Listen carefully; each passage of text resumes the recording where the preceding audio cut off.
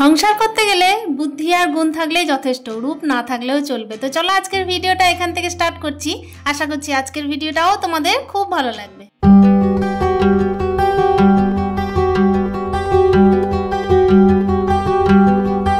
তো hello everyone, good morning, welcome back to my channel. আশা করছি সকলেই খুব ভালো আছো। আর ব্লগের শুরুতে প্রত্যেক দিনের মতো বড়দের চরণে প্রণাম আর ছোটদেরকে আমার অনেক অনেক ভালোবাসা। সকালে উঠে একটুখানি ফ্রেশ হয়ে কিন্তু এক গ্লাস জল, তারপরে হচ্ছে চা, এই দুটো জিনিস দিয়ে কিন্তু সকালটা শুরু করেছি। তারপর দেখো এই যে একেবারে কিন্তু সবজি ঝুড়ি নিয়ে তোমাদের সামনে উপস্থিত। আসলে এখানে সবজি কাটা থেকে আজকে ব্লগটা স্টার্ট করছি। ছেলের তো পরীক্ষা চলছে, আগেও শেয়ার করেছি তোমাদেরকে। আর একদিন কিন্তু আমি সবজি কাটতে কাটতে ছেলের পড়াগুলোকেও ধরছিলাম। আর কি বলো তো, সব দিকটা এইভাবে অ্যাডজাস্ট করতে হয়, কেন কি প্রত্যেক দিনের তাড়াহুড়োটা সকালে এতটাই বেশি যে একসাথে অনেকগুলো কাজ ম্যানেজ না করলে না কোনোটাই কিন্তু পাওয়া যাবে না। তো আজকে সবজিতে কি কাটছি সে তো দেখতেই পাচ্ছ। এই যে দেখো কুমড়ো কাটছি, কুমড়ো আলুর একটু তরকারি করব, যেটা হচ্ছে আমার অল টাইম ফেভারিট মুড়ি খাবারের জন্য। তো সেটা একটু করে নেবো, আর সেটা কিন্তু ছেলেকে ভাতেও দেওয়া হয়ে যাবে। আর ওকে তো আলাদাভাবে মুড়ি দিই না, ও মুড়ি পছন্দ করে না, সেই জন্য মুড়ি দেওয়া হয় না। তবে হ্যাঁ, মুড়ি খাওয়ার সবজিটা কিন্তু ভাতেই মেখে দিই। আর ভাতে মেখে দিলে ঠিকঠাক করে খেয়ে নেবে, আর যদি না মাখিয়ে দেওয়া হয় তাহলে কিন্তু ওটা মুখে দিয়ে খেয়েও দেখবে না। তো কি বলো তো, একটুখানি বুদ্ধি করে চলতে হয়, কেন কি সব রকম সবজির মধ্যে যে ভিটামিনটা আছে, যে খাদ্যগুণটা আছে, সেটা তো পাবে না ওইভাবে না দিলে। ছেলেকে নিয়ে কত রকমের যে বুদ্ধি খাটিয়ে চলতে হয়। আসলে কি বলতো, সংসার জীবনের পরে কিন্তু মা আর বউ এই দুটো ভূমিকা একটু বেশি পালন করতে হয়। সেই জন্যই দেখো আমি তো বেশিরভাগটাই ছেলেকে নিয়ে থাকি, তাই ছেলেকে নিয়ে কিন্তু কেয়ারটাও একটু বেশি। আর যেদিকে খেলে ছেলেদের ঠিকঠাক সেই দিকটায় মাদের খেয়াল রাখতে হয়। তো চলো এদিকে সবজিটা কেটে নিচ্ছি, কুমড়ো আলুর তরকারি হবে, আর এই যে কাঁকরোল একটু ভাজা করব। আর হ্যাঁ, আজকের বারটা কি জানো, আজকের বারটা হচ্ছে সোমবার। তো চলো সোমবারের ব্লগটাই তোমাদের সাথে কিন্তু শেয়ার করছি।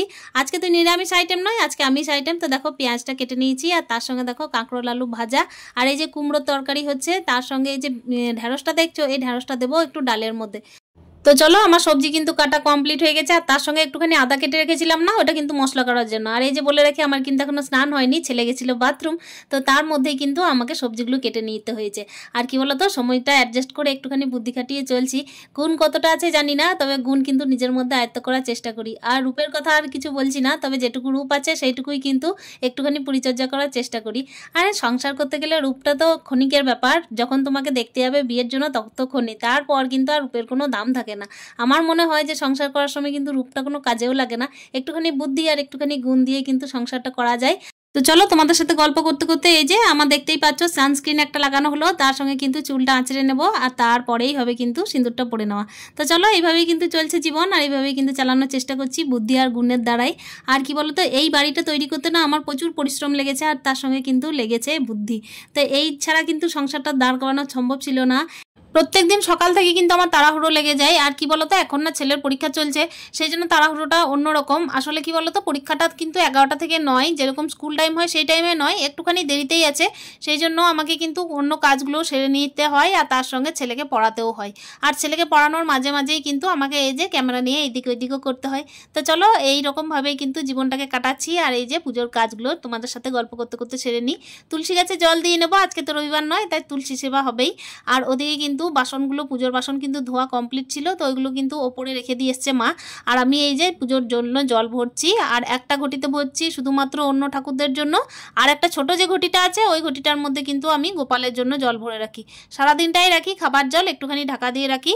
আর এদিকে ফুল টুলগুলো তোলা হয়ে গেছিলো আমার। তো চলো এদিকে ঠাকুর ঘরের কিন্তু সমস্ত কাজ হয়ে গেছে, তো এবার কিন্তু ঠাকুর ঘর চলে যাওয়া যাক। সংসার জীবনে মেয়েদের কাছে কিন্তু ভগবান একটা অন্যতম গুরুত্ব ভূমিকা পালন করেন।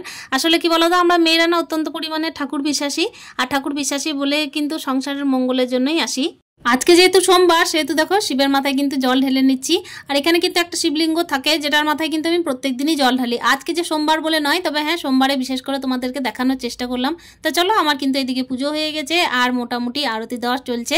এদিকে ঠাকুরদেরকে ফুল নিবেদন করে দিয়েছি, আর তারপর সংসারের কাজের জন্য, সংসারের মঙ্গলের জন্য, সমস্ত কিছুর জন্যই কিন্তু ভগবানকে প্রার্থনা করি প্রত্যেক দিন।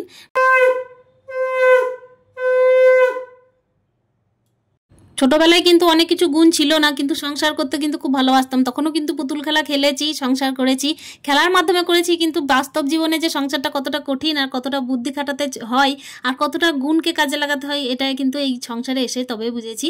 তো চলো তোমাদের সাথে গল্প করতে করতে এই যে ভাত আর ডালটা বসিয়ে দিলাম। তারপর কিন্তু সবজি আজকে কাটাই ছিল, যেহেতু কাটা ছিল আগে থেকে, স্নানের আগেই কেটে রেখেছিলাম। তো চলো সেই সবজিগুলোকে এক এক করে ধুয়ে নিই। আর কি বলতো, এই যে চালটা আগে ধুয়ে নেবো, তারপর কিন্তু সবজিগুলো ধোবো। চাল ধোয়া জলটা না প্রথমে আমি ফেলে দিয়েছিলাম, তো তারপর মনে পড়লো যে এই যে প্রত্যেক দিন আমি গাছে দিই, তো সেটার জন্য তো রাখা হলো না।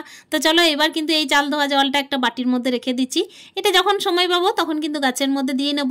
প্রত্যেক দিন আলাদা আলাদা গাছে আলাদা আলাদাভাবে দেওয়ার চেষ্টা করি। তো চলো এই যে চালটা দিয়ে নিলাম। কয়েকদিন যাবৎ ছেলের পরীক্ষা চলছে, তো সেহেতু কিন্তু গাছের একেবারে যত্ন হয়নি, একেবারে গাছে কোনো রকমের খাবার টাবার দেওয়া হয়নি, তো সেই দিকে একটুখানি কেয়ার করতে হবে। আমার সংসারের মধ্যে কিন্তু ওই গাছগুলো একটা ভূমিকা পালন করে, কেন কি ওইগুলোকে নিয়ে কিন্তু আমার মনটা ভালো থাকে। আর যে জিনিসটা নিয়ে আর কি মনটা ভালো থাকবে, সেই জিনিসটাকে একটুখানি যত্ন করতে হয়। আর ওটা কোনো নেগেটিভ নয়, পজিটিভিটি বাড়ায় মনের মধ্যে। তো চলো এই যে সবজিগুলো দেওয়া কমপ্লিট, মানে ধোয়া কমপ্লিট আর কি। সংসার জীবনে যে অতি সুন্দরী মেয়ে ভালো সংসার করতে পারবে, তাছাড়া যে রূপ রং নেই এমন মেয়ে সংসার করতে পারবে না, তার কিন্তু কোনো মানে নেই। আমার ফ্রেন্ড সার্কেলের মধ্যে অনেকেই বলতে শুনেছি যে একটুখানি যদি কিছু করতে পারতাম জীবনে তাহলে ভালো হতো। তবে হ্যাঁ, আমার ফ্রেন্ড সার্কেলের মধ্যে অনেকেই আছে যারা কিন্তু অনেকেই মানে কাজে লিপ্ত। আসলে বলতে পারো এক কথায় যে ওয়ার্কিং ওমেন। তো আমরাও কিন্তু বাড়িতে থেকে ওয়ার্কিং মানে ওমেনই, কিন্তু ব্যাপার হচ্ছে আমরা যেহেতু মাস মাইনের বেতন পাই না আর কি, তো সেহেতু কিন্তু আমাদেরকে হাউস ওয়াইফ একটা নাম দেওয়া হয়েছে। আর হাউস ওয়াইফ মানে হলো গোটা সংসারটাকে ক্যারি করে নিয়ে যাওয়া। আর এই ক্যারি করাটা যে কতটা কঠিন, কারো মন জয় করতে না পারলে তার চোখে অতীব খারাপ, আর কারো যদি মন জুগিয়ে চলা যায় তাহলে কিন্তু অতি ভালো। এইটাই হচ্ছে হাউস ওয়াইফদের মেন লক্ষ্য হয়ে দাঁড়িয়েছে এখন। আর যে পারে না মন জোগাড় করতে তার কিন্তু অতি বদনাম। তো এই নিয়েই তো জীবন চলে, তাই না বলো? কিন্তু তাও দেখো, যেখানেই হোক যেভাবেই হোক তারা কিন্তু সংসার নিয়েই থাকে, এইটা কিন্তু মানতেই হবে। সংসারের বাইরে তো আর কিছু চাওয়ার নেই, অন্ততপক্ষে ছেলে আর স্বামী এই দুটো নিয়ে সুখে থাকতে সব মেয়েরাই চায়। তো চলো এদিকে দেখো, আমার কিন্তু তোমাদের সাথে গল্প করতে করতে এদিকে একদিকে চাপিয়েছি কাঁকরোল ভাজা আর একদিকে চাপিয়েছি কিন্তু আমি কুমড়োর তরকারি। আসলে দুদিকে করার চেষ্টা করছি, ওই যে বললাম ছেলের পরীক্ষা, ছেলেকে একদিকে পড়াচ্ছি আর একদিকে কিন্তু রান্না করছি, আর একদিকে দেখো ভাতটা বসিয়ে দিয়েছি। দুদিকে কিন্তু না চালালে একদমই মানে টাইমের মধ্যে কমপ্লিট করতে পারবো না। আর কি বলতো, টাইমের মধ্যে কমপ্লিট করতে না পারলে হবে কি, ছেলেকে কিন্তু সব রকম সবজি দিয়ে ভাত খাইয়ে পাঠাতে পারবো না। ছেলেকে 10টার খাবারে কিন্তু আমি এমনি ডাল আলু সিদ্ধ তার সঙ্গে হচ্ছে ডিমের অমলেট বা ডিম সিদ্ধ এটা দিই, কিন্তু যেহেতু পরীক্ষা চলছে তাই ডিম খাইয়ে একেবারে পাঠাবো না।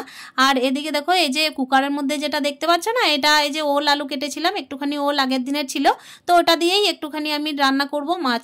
তো চলো এদিকে ডালটা হয়ে গেছে, ডালে ফোড়ন দিয়ে নিয়েছি, ডালটা ঢাকা দিয়ে দিলাম। তো চলো এদিকে দেখো কাঁকরোল ভাজা চাপিয়েছি আর একটা কড়াইয়ের জন্য, ওই যে বললাম যে কড়াইটা একদিকে না চাপালে হতো না, তো কাঁকরোল ভাজাটা চাপিয়ে দিয়েছি, লবণ হলুদ আর পেঁয়াজ দিয়েছি, আর তার সঙ্গে ফোড়ন দিয়েছিলাম কালো জিরে। তো চলো এইদিকে কাঁকরোল ভাজাটা হতে থাক, আর ওইদিকে কিন্তু আমি কুমড়ো তরকারিটা একেবারে চাপানোই আছে। তো এইদিকে আমি দেখো কুকারের মধ্যে যে ওল আলুটা দিয়েছিলাম ওটা কিন্তু এখনো পর্যন্ত চাপিয়ে উঠতে পারিনি। আসলে যতক্ষণ না একটা গ্যাস আর কি, গ্যাসের ওভেন কি ফাঁকা হচ্ছে ততক্ষণ পর্যন্ত কিন্তু আমি বসাতে পারছি না। তো এইদিকে ভাতটা ঝরিয়ে নেব, আর ওদিকে কিন্তু ওল আলু সেদ্ধটাও চাপিয়ে নেব। আর ওই যে চাপিয়ে দিয়েছি, এদিকে আমার কাঁকরোল আলু ভাজাটাও হয়ে গেল তোমাদের সাথে গল্প করতে করতে। তো চলো এটা কিন্তু একটা বাটির মধ্যে তুলে নেওয়া যাক। তো একটা আলু কেটে কিন্তু দেখলাম যে হয়েছে কি না, কেন কি যতক্ষণ না হয় ততক্ষণ কিন্তু আমার শান্তি নেই। কেন বলো তো, ওই যে তাড়াহুড়োটা এতটাই বেশি যে এবার মনে হলো বাবা যা খাপ ছেড়ে বাজলাম, আরেকটা ওভেন তো ফাঁকা পেলাম। তো চলো এদিকে কিন্তু এই যে আলু ভাজাটা একটু তুলে নিলাম, মানে কাঁকরোল আলু ভাজাটা তুলে নিলাম, আর কড়াইটাও এই মুহূর্তে ফাঁকা করে নেব। তো চলো আর যে বাকি রান্না আছে সেটাও সেরে ফেলা যাক তোমাদের সাথে গল্প করতে করতে। আর দিয়ে কড়াইটা ধুয়ে তারপর চাপাবো, তা না হলে তো কড়াই একদম পুড়ে যাতা হবে। আর ওদিকে কিন্তু কড়াইটা আমি এদিকে তেল দিয়ে বসিয়ে দিয়েছি, আর ছেলের জন্য কিন্তু দেখো এখন ভাত বেড়ে নিচ্ছি। এই যে যা হয়েছে সেটা দিয়েই, ছেলে তো মাছ খাবে না সেই জন্য মাছের আইটেমটা ওর জন্য নয়। তো চলো এদিকে কিন্তু ছেলের জন্য ভাত বেড়েছি, তারপর কিন্তু একটুখানি মাছের আইটেম করছি যেটা, তো সেটাও করে নিই। মাছ বলতে কি বলো তো, 3টে মাছ ছিল, আগের দিনের মাছ কেনা ছিল, তো সেটাই 3 পিস ছিল। আর রাত্রিবেলায় না আমি একটা ভেজে খেয়েছিলাম, তো এই যে 3 পিস মানে 4 পিস ছিল, তো 3 পিস হয়ে গেল। তো এইটা দিয়ে কিন্তু ওল আলু দিয়ে মাছের ঝোলটা করে নেবো। আর এই টাইমে হয়েছে কি, ইলেকট্রিক আর কি কারেন্টটা গেছে চলে, আমি যেই মিক্সিটা চালিয়েছি দেখছি কারেন্ট নেই। আবার এটার জন্য ব্যস্ত হয়ে আমাকে কিন্তু মশলা বাটতে যেতে হবে, বাটনা বাটতে যেতে হবে একেবারে বাইরে। তো চলো শিল বাটার মধ্যেই কিন্তু বেটে নিয়ে চলে এসেছি। আর কি করবো বলো তো, এই যে তাড়াহুড়োর মধ্যে বেটে নিয়ে না এই যে রান্নাটা করে নিচ্ছি। একটুখানি না আজকে তেঁতুলের জল দেবো ভাবছি। তো মানে আদা দিয়েছি মশলার মধ্যে, কিন্তু তবুও দেখলাম না মাছটা কিন্তু টেস্ট হয়েছিল ভালোই। আর কি বলতো, রসুন তো দিইনি, একটুখানি পেঁয়াজ বাটা, জিরে বাটা আর লঙ্কা বাটা এটাই দিয়েছিলাম একসাথে। আর ওইটা দিয়ে কিন্তু একটু উল্টিয়ে পাল্টিয়ে এই যে সিদ্ধ আলু আর ওলটা, মানে খুব একটা সিদ্ধ করিনি, তবে ওই ওল আলু সেদ্ধটা একেবারে মশলা দিয়ে কষিয়ে জলটা দিয়ে দিলাম। আর একটুখানি তেঁতুল ভিজিয়ে রেখেছিলাম, ওইটা একটুখানি দিয়ে দিলাম। মনে হলো যে একটুখানি যদি হালকা টকটক হয় তাহলে হয়তো খেতে ভালো লাগবে, তো এটা দিয়ে দিলাম। তবে হ্যাঁ, দেখলাম যে না, বেশ ভালো হয়েছে। দেখো এতক্ষণ আমার সময় হয়েছে এই যে জল যে ধোয়া ছিল, চাল ধোয়া জলটা, ওটা দেওয়ার। তো চলো, এইদিকে আমার মাছের ঝোল কিন্তু কমপ্লিট। মাছটা এবার দিয়ে দিলাম। মাছের ঝোল ফুটে গেছে, একটুখানি ঝোল ঝোল করেছি, আসলে ডালটা আমি খুব একটা পছন্দ করি না, সেই জন্যই কিন্তু একটুখানি ঝোল ঝোল করেছি। এদিকে রান্না বান্না মোটামুটি আমার কমপ্লিট। তো রান্না যতক্ষণে হয় ততক্ষণ কিন্তু শান্তি হয় না। চলো, রান্নাগুলো যতক্ষণ কমপ্লিট হয়ে গেছে, এদিকে কিন্তু আমি চলে এলাম সকালে, যেহেতু বিছানাটা ঠিকঠাকভাবে গুছানো হয়নি, তো সমস্ত বিছানার চাদর টাদর একেবারে ঝেড়ে তারপরে নামাবো। আসলে ছেলে সকালবেলায় পড়তে বসে, তাই বিছানার কিন্তু দুরবস্থা করে দেয়। আমি যখনই বিছানা পরিষ্কার করি, তারপর যখনই ও বিছানার মধ্যে কিন্তু মানে ওপরে ওঠে, তখন কিন্তু বিছানার দুরবস্থা হয়ে যায়। যাদের বাড়িতে বাচ্চা আছে তারা কিন্তু খুব ভালো করেই বুঝতে পারবে এই ব্যাপারটা। আর হ্যাঁ, এর মাঝে কিন্তু আমি ছেলেকে গাড়িতে বসিয়ে দিয়ে চলে এসেছি, তো ওটা না হয় আজকে দেখালাম না, শুধুমাত্র সংসারের কাজ নেই আজকে দেখালাম কাজ। তবে চলো, এদিকে কিন্তু বিছানা টিছানা গুটানো কমপ্লিট। আর এদিকে দক্ষিণ দিকে দেখো জানলা আর পর্দাটা লাগিয়ে দিয়েছি। আসলে কি বলো তো, দক্ষিণ দিকে না সূর্যটা ঘুরতে থাকে, তো অনেকটাই রোদ ঢুকে যায় রুমের মধ্যে। তো চলো, তোমাদের সাথে কিন্তু অনেক গল্প হলো, তারপর কিন্তু চলে এলাম এই যে টেবিলটা মোছার জন্য। আর টেবিল মুছেই কিন্তু এই যে গ্যাস ট্যাস মুছে নিলাম। আমার কিন্তু এখনও খাওয়া দাওয়া হয়নি, তবে ছেলেকে পাঠাই, তারপর কিন্তু আমি খাওয়া দাওয়া সারি। আসলে টিফিনটা করে ফেলি তাড়াহুড়োর মধ্যেই, এই যে রান্না করতে করতেই, ছেলেকে পড়াতে পড়াতেই। তারপরই কিন্তু আমি কিন্তু একেবারে ছেলেকে স্কুল পাঠাই, মানে স্কুল পাঠাই বলতে এখনকার কথা বলছি, পরীক্ষার টাইমের। তো ছেলেকে আমি দুপুরে স্কুলটা পাঠাচ্ছি, তারপর কিন্তু একেবারে এই যে রান্না করে কাজটা কমপ্লিট করে তারপর কিন্তু খাওয়া দাওয়ায় বসছি। আর একা একা খেতে না একটুখানি খারাপই লাগে। তো চলো, তোমাদের সাথে গল্প করতে করতে কিন্তু এই যে ফোন দেখতে দেখতে এখানে নিচে বসে বসে খাওয়া দাওয়া কমপ্লিট করে নিয়েছিলাম। তারপরই একেবারে ঘরটরগুলো আর কি রুমগুলো সমস্ত কিছু ঝাঁটটাট দিয়ে আজকের মতো ব্লগটা শেষ করছি। দেখা হচ্ছে তোমাদের সাথে নেক্সট ব্লগে, ততক্ষণের জন্য স্টে হ্যাপি, হ্যাপি মন।